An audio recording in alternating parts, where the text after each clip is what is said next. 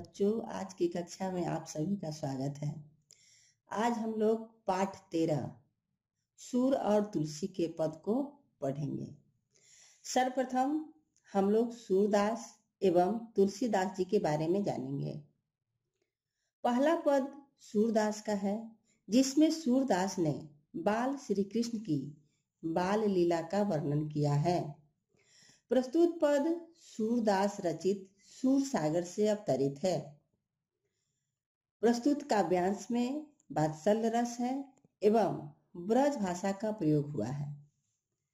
प्रस्तुत काव्यांश में सूरदास जी ने बाल श्री कृष्ण और यशोदा माता के बीच की बातों को आधार बनाकर चले हैं, जिसमें यशोदा माँ से श्री कृष्ण दूध न पीने के पीछे तर्क करते दिखाए गए हैं।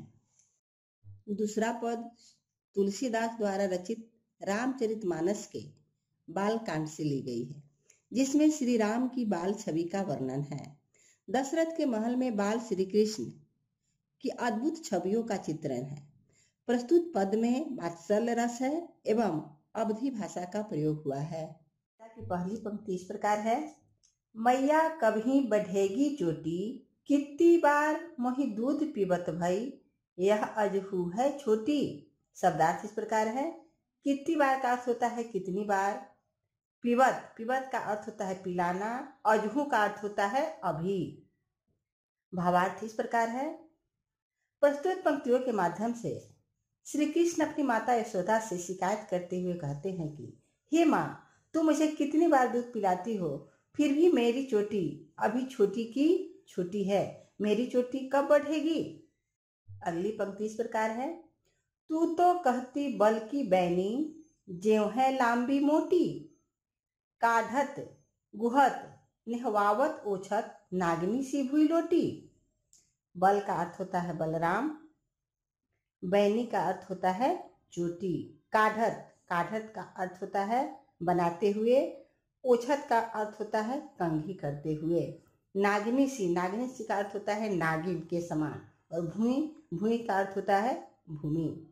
भावार्थ इस प्रकार है, श्री कृष्ण अपनी माता यशोदा से कहते हैं कि हे माँ, तुम तो मुझे कहती है कि यदि मैं दूध पीऊंगा तो बलराम भैया की तरह मेरी चोटी लंबी एवं मोटी हो जाएगी, लेकिन मेरी चोटी लंबी एवं मोटी नहीं है। बलराम भैया की चोटी तो काली नागिन के समान लंबी एवं मोटी है तथा भूमि में लुटती है। अगली पंक्ति इस प्रकार है, काचो दूध पिबावती पची पची, देत न माखन रोटी, सूर श्याम चिर जीवो दोऊ भैया, हरिहरधर की जोटी। पची पची का अर्थ होता है जैसे तैसे, जोटी का अर्थ होता है जोरी।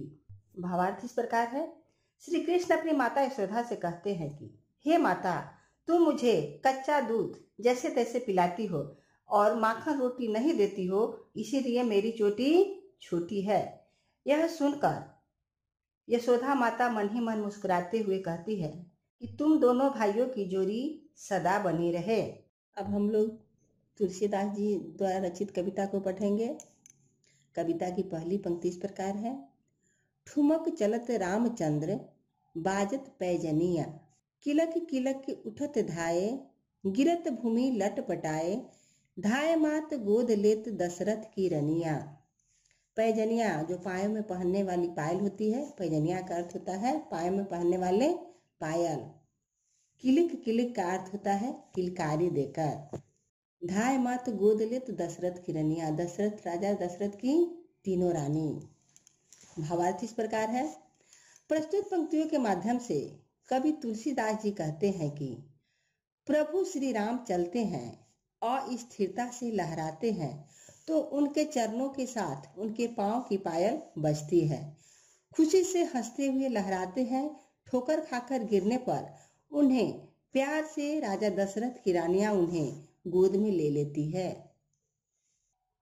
दूसरी पंक्ति इस प्रकार है, अंचल रज अंग झारी, विविध भांति सो दुलारी, तन मन धन बारी बारी, कहत मृदु बचनिया।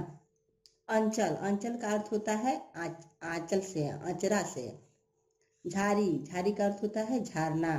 बचनिया बचन।